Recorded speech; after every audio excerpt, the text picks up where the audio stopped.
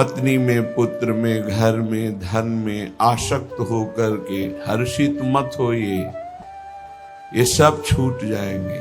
इस संसार में किसी को नहीं टिकना, सबको जाना है।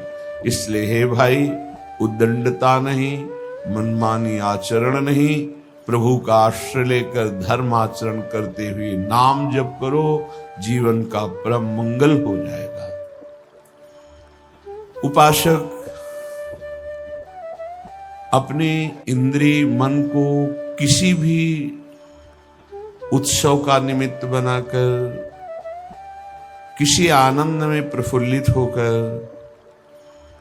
या किसी विक्षेप को प्राप्त होकर कभी किसी विषय को स्वीकार न करे। बहुत ध्यान से सुनना, एक दिन की छूट तुम्हारे जीवन भर के लिए वो संस्कार रूप में फांसी बन जाएगी। ऐसी जगह आपको फंसा देगी, निकलना मुश्किल हो जाएगा। फंसना सहज है, निकलना मुश्किल है। हर भोग एक विशाल अथाह दलदल है, धंसते चले जाओगे, निकलना कठिन है। इस बात को दिमाग में चाहे लिख लो या डायरी पे लिख लो। हर भोग माया का ऐसा दलदल है कि जो इसमें एक बार चखने के लिए कूदा वो धंसता चला गया। गुरु कृपा, हरि कृपा निकाल ले तो निकाल ले, या निकला हुआ महापुरुष निकाल ले, अन्यथा वो उसमें डूब ही जाता है। ऐसा दलदल है। वह श्री जी का कृपा पात्र है, आज नहीं तो कल वो महापुरुष बन जाएगा। अर्थात जो महापुरुषों की गति वो उसे प्राप्त हो जाएगी। वो धामवासी है, प्रियाजू ने स्वीकार किया है। आपका क्या अधिकार है कि आप उस पर दोष दर्शन करें? तो कह रहे हैं जो वृंदावन धाम में वास करते हैं उनके दृष्ट दोषों को दिखाई दे रहा है। ऐसा नहीं कि नहीं दिखाई दे रहा, आप आरोप लगा रहे हैं, दिखाई दे रहा है। दृष्ट दोषों को सत्य मान करके वर्णन करते हैं, उनकी निंदा करते हैं, तो आपका भाग्य दुर्भाग्य में बदल जाएगा। यदि आप ये विचार करके कि श्री जी के लाड़िले हैं, इनकी बाहरी बात है पर इनके ऊपर बहुत कृपा है, आज नहीं तो कल ये सब सुधर जाएंगे क्योंकि लाड़िली जी के कृपा पात्र हैं, बात बन गई। ऐसे मूर्ख लोग अपना संकट स्वयं चयन कर लेते हैं। जो दूसरों की, वृंदावनवासी की दोष दृष्टि से निंदा आदि करते हैं, बहुत निकृष्ट बात है, इसे कभी स्वीकार न करें। सच्ची कहते हैं, देखो अपने सब पावन भूमि में बैठे हैं, निंदा तो अपनी करनी चाहिए। अंदर से देखो, ईमानदारी से देखो, जो हमारे अंदर कूड़ा करकट है इसकी निंदा करनी चाहिए कि मैं बहुत नीच हूं, हम पर इतनी कृपा है लाडली जी की, इतना दुलार कर रहे हो, हम उनकी दुलार को ठुकराए चले जा रहे हैं। वो कह रहे हैं दाहिने चलो, हम बाएं बढ़ते चले जा रहे हैं, पर वो कृपा ही करती जा रहे हैं। हम कभी एकांत में बैठकर नहीं रोए मैं कितना नीच अपराधी हूं कि अपने इतने करुणा में स्वामी का विरोध कर रहा हूं, उनके विरुद्ध चल रहा हूं, जबकि प्रतिकूलस्य विसर्जनम, बिल्कुल विसर्जन कर देना, आज के बाद कोई गलती नहीं होगी।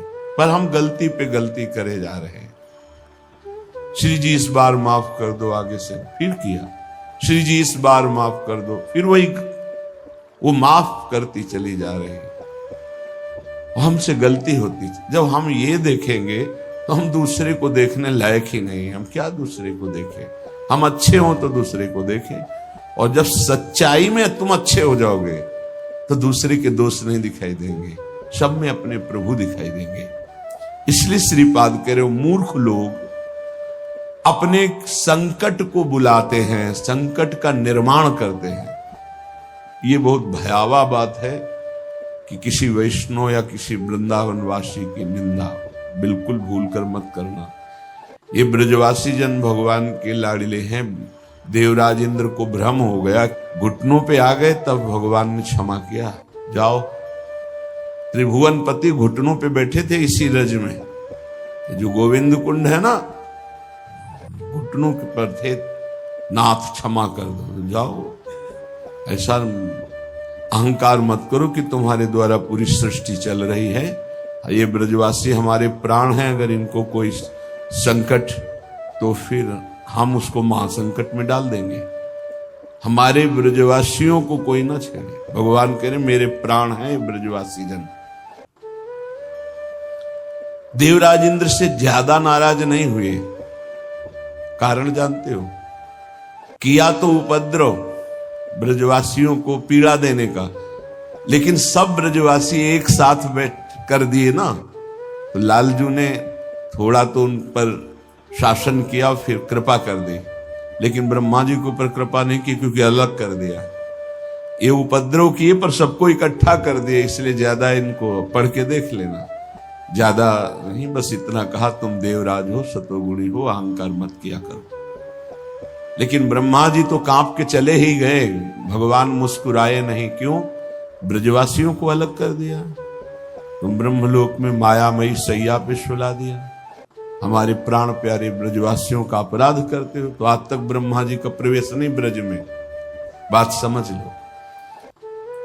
वो मूर्ख हैं जो वृंदावन या ब्रजवासी जो वास कर रहे हैं उनके प्रति दोष दृष्टि करें।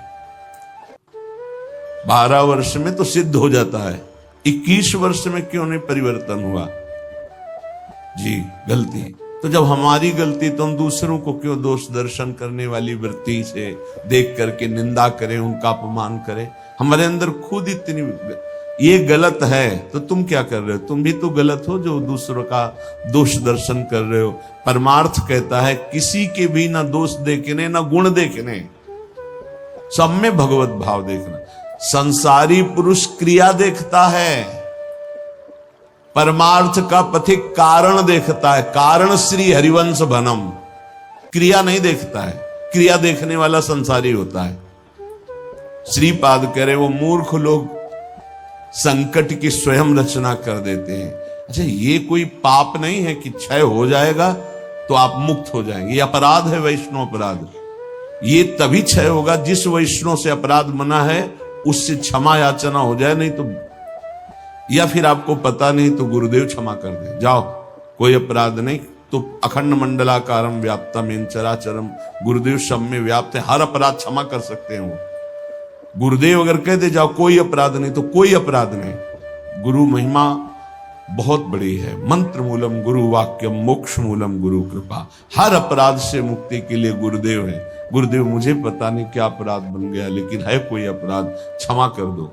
उन्होंने कहा जाओ कोई अपराध नहीं, तो पूरी सृष्टि का अपराध क्षमा हो जाएगा। गुरुदेव में ऐसी सामर्थ्य, वो भगवान का साक्षात कृपा वपु है। कभी किसी को ऐसा महसूस हो तो अपने गुरुदेव भगवान से क्षमा मांग ले। अगर नहीं पता चलता कि किस वैष्णव का अपराध बना है तो गुरुदेव से क्षमा मांग ले। श्रीपाद कह रहे हैं ऐसे व्यक्ति हमारे चाहे प्राण संकट में पड़े हो, कभी समीप ना आवे, मैं इनका दर्शन न करूं और इनका संभाषण न सुनूं। जो संतों की, ब्रजवासियों की, वैष्णव की, भगवत भक्तों की निंदा करते हैं, ऐसे लोग हमारी दृष्टि में ना आवे, कभी हमारे कान में इनकी आवाज ना पड़े, और कभी प्राण संकट होने पर भी मैं इनकी सेवा स्वीकार ना करूं। क्योंकि ऐसे लोगों का विषय सेवन करना, दिया हुआ भोजन पाना, या उनके पास बैठना, या उनके दर्शन करना, इस सारे साधन को हास्यास्पद बना देते हैं। उपहास योग, अर्थात कुछ नहीं रह जाता जो ऐसे लोगों का संग करता है। अपराध नहीं, निंदा नहीं होनी चाहिए, बहुत सावधान। पूज्य श्री चंद्रशेखर बाबा जी महाराज वो कहते थे कि ब्रजरज, ब्रजलता और ब्रजवासी, इन तीन से श्रद्धा बिगड़ गई तो बात तुम्हारी बनेगी नहीं। उनके श्रीमुख के शब्द थे कि तुम रेगिस्तान में वास कर लो तो तुम्हारा कल्याण हो सकता है, लेकिन ब्रजवासी, ब्रजरज, ब्रजलता, इनका अपमान अपराध करोगे तो वृंदावन में तुम्हारा कल्याण होने वाला नहीं है।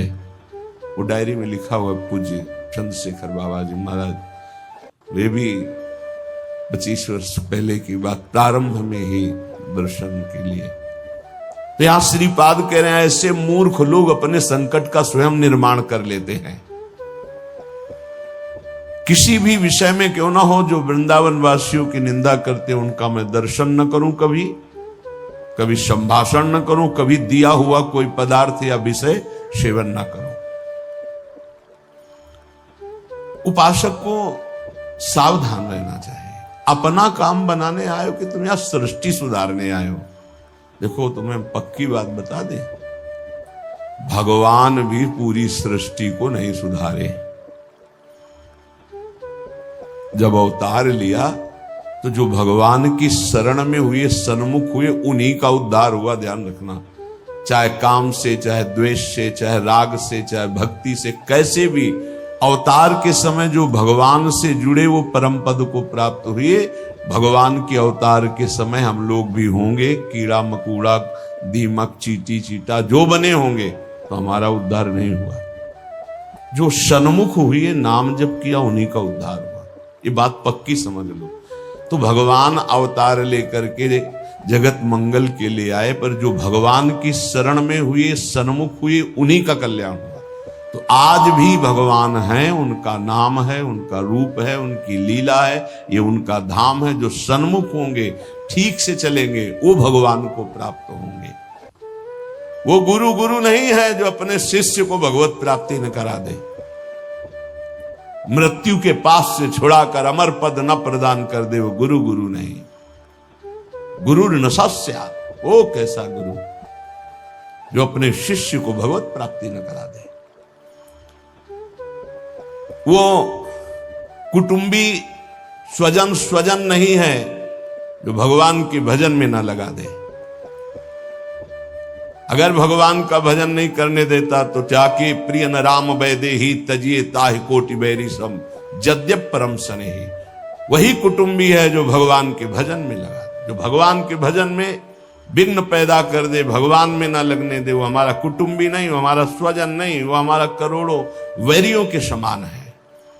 पिता न सास्यात्, वो पिता नहीं है जो मुझे भगवान के मार्ग में ना बढ़ाए, बढ़ने से रोक दे। वो पिता नहीं। ये बड़ी उत्तम उपदेश वृत्ति भगवान वही पिता है जो अपने पुत्र को भगवत प्राप्ति करा दे। सास्यात् जननी, वही मां है जो भगवान के चरणारविंद में अपने पुत्र की वृत्ति बढ़ावे। लेकिन आजकल तो माता पिता बालक को वही सिखाते हैं जिससे उदर भर जाए। 3 बातें, पेट भर जाए, अच्छे कपड़े पहन लो, खूब भोग भोगने को मिले, यही शिक्षा है। इतने केवल लक्ष्य है। कह रहे सास्यात् जननी न सास्यात्, वो पिता नहीं, वो माता नहीं जो भगवान की प्राप्ति कराने का उपदेश न करे, नाम जपने का उपदेश न करे, वो नहीं है माता पिता। दैवम न तत्स्यान, यद्यपि दैव बड़ा माना जाता है, पर वो दैव किस काम का जो हमें भगवान का भजन ना करने दे, विमुख कर दे। और सही बतावें, दैव कुछ है ही नहीं, हमारे कर्म ही हमारे दैव हैं। मानव जीवन मिला है इस दैव वाली बात को व्यर्थ कर देने के लिए। भजन करो इतना डट के, हर प्रारब्ध क्षीण हो जाए, हर कर्म भस्म हो जाए। दैव आलसी पुकारा, खूब नाम जप करो। कह रहे वो पाणी ग्रहण करने वाला पति नहीं है जो श्री कृष्ण की प्राप्ति करने में बाधा पहुंचा दे। जो श्री कृष्ण की प्राप्ति कराने का सहयोग दे, वही पति है। जो संसार से मेरे को मुक्त करेगा, वही गुरु, वही पिता, वही माता, वही भाई, वही स्वजन, वही पति, वही संबंधी, अन्यथा नहीं। बहुत हृदय संभाल करके सुनिएगा। निष्किंचनस्य भगवद भजनोन्मुखस्य पारम परम जिगमिशोर भवसागरस्य संदर्शनम विषयिणामथ योषितांच हा हंत हंत विषभक्षण मतोप्य साधु। हे साधु, विरक्त बहुत खेद और दुख की बात कि यदि संसार रूपी समुद्र से पार जाने के लिए तुमने विरक्त भेष ले लिया, वैराग्य भेष ले लिया और विषयी पुरुषों का संग करते हो और विषयी स्त्रियों का संग करते हो, तो इससे अच्छा है कि जहर खा के अपनी शरीर की वृत्ति पूरी कर देनी चाहिए। हा हंत हंत विष भक्षण तो पिशादो। दूसरा भाव, इससे अच्छा तो जहर है कि बहुत से बहुत शरीर ही छूटेगा, लेकिन ये विषय तो अनेक जन्मों तक तुम्हें नरक पहुंचा देगा। सचमुच सचमुच भगवान की भक्ति निष्किंचन ज्ञाननिष्ठ वैराग्यनिष्ठ जो है वही पूर्ण रूप से कर पाते हैं। जब कोई भगवान के मार्ग में चलता है तो ये 3 खाइयां होती जहां उसको माया गिराती है। पहली खाई है कंचन, वित्त तृष्णा, रुपया पैसा का संग्रह करना। ये देखा है, समझ नहीं पाया जाता और धोखा हो जाता है। थोड़े थोड़े रुपये संचय करते हुए पधार गए, वो रुपये विषयी पुरुषों ने प्रयोग किए। बड़े बड़े चरित्र देखे हैं, स्वयं कभी खर्चा नहीं किया, संतों की सेवा में नहीं लगाया, समाज की सेवा में नहीं लगाया, बड़े बड़े बॉक्सों में बंद करके रख के और पधार कर चले गए। बाद में उनके परिवार के जनों ने अधिकार कर लिया। बहुत बड़ी गलती। साधु को कभी भी अपने नाम पैसा नहीं रखना चाहिए, ये लिख लीजिए।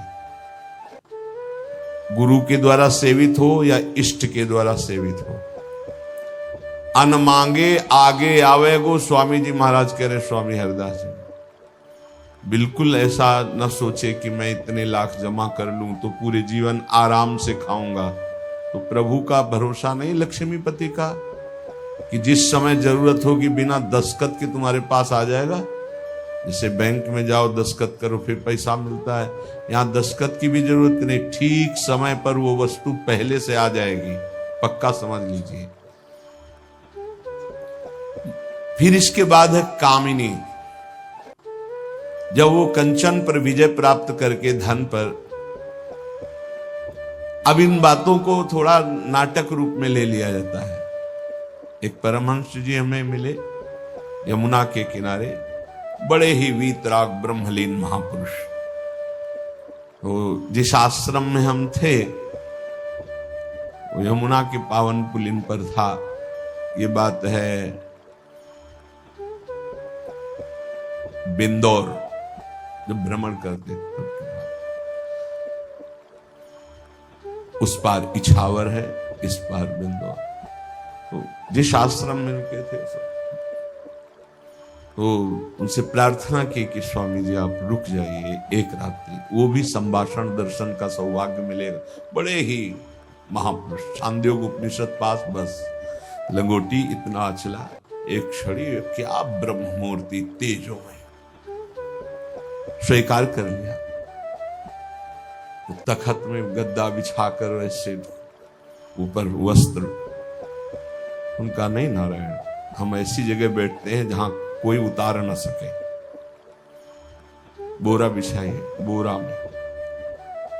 उनको स्वामी जी आपके लिए नहीं, ये यहाँ की मर्यादा, संतों की मर्यादा पर ये गद्दा, ये इसके ऊपर पलंग पोष, ये संतों की मर्यादा नहीं होती बेटा, जमीन में बिछाओ।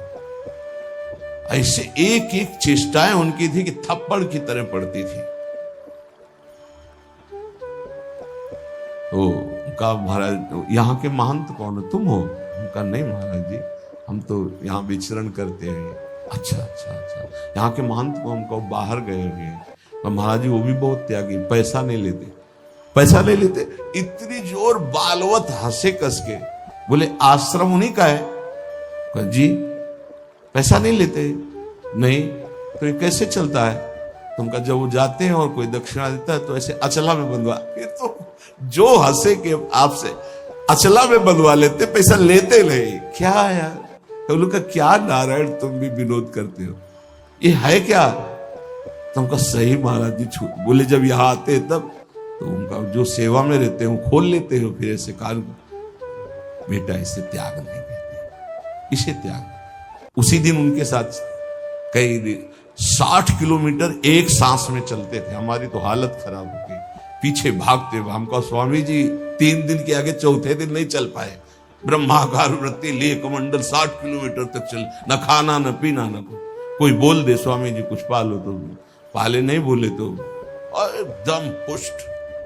क्या उनका स्वरूप उन्होंने बताया। जो 3 दिन साथ रहे तो वैराग्य क्या क्या स्वरूप है, स्वरूप का क्या बोध है, कैसी अद्भुत उनकी ज्ञान निष्ठा। कैसे महापुरुषों का अगर एक क्षण भी संग मिल जाए तो जीवन का रंग बदल जाता है।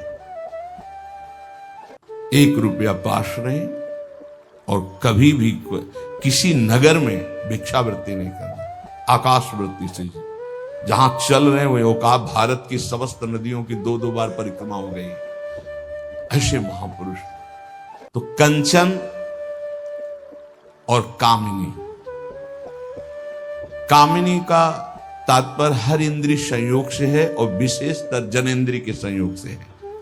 जब साधक क्रॉस करना चाहता है माया को, कंचन को क्रॉस कर गया तो फिर कामिनी का आकर्षण, जिस कोटि का महात्मा होता है, साधक होता है, जिस कोटि का, अगर वो मृत्यु लोक की किसी कामिनी से परास्त हो सकता है तो उसे भेज दिया जाएगा, नहीं तो फिर स्वर्गलोक और नहीं तो फिर ब्रह्मलोक। और जब यहां से लेकर ब्रह्मलोक तक के भोग उसे परास्त नहीं कर पाते तब रिद्धियां सिद्धियां, इसके बाद भगवत प्राप्ति। एक परीक्षा का क्रम है। फिर तीसरा है कीर्ति, मतलब पहले में ही जैसे 1 लाख चले तो पहले में ही बहुत मार के गिरा दिए गए कंचन में, फिर कुछ बचे तो कामिनी में, फिर जो बचे तो कीर्ति में। जो कामिनी कंचन कीर्ति तीनों को पार कर गया तभी वो कहा गया को एक पाव भगति जिमि मोरी वृष्टि शारदी कहूं कहूं थोरी। जैसे शरद में कहीं कहीं वर्षा होती है, ऐसे कोई बिरला मेरा भक्ति को प्राप्त, वही बिरला जो इन 3 पर विजय प्राप्त कर लेता है। इनमें ऐसे सुखों का आकर्षण ब्रह्मा जी ने रखा है, कामिनी कंचन कीर्ति। क्या ऐसा लगता है तो भगवान तो मिल ही जाएंगे, देख लेते हैं। कंचन तजना सहज है, सहज तिया का नेह, मान बड़ाई ईर्ष्या दुर्लभ तजनाए। आगे जो मान बड़ाई बहुत बड़ी मंजिल अच्छे अच्छे साधकों को गिरा देती है। चलन चलन सब कोई कहे, बिरला पहुंचे कोई। एक कंचन एक कामिनी दुर्लभ घाटी, 2 मार के गिराते।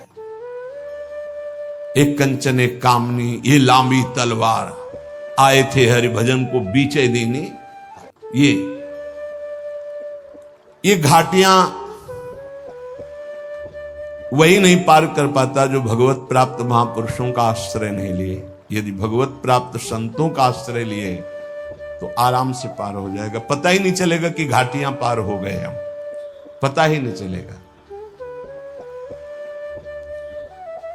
त्याग और वैराग्य का यही स्वरूप है कि इन तीनों से बचे। कंचन, कामिनी, प्रणाम नमस्कार प्रतिष्ठा, कीर्ति, इनसे बचे।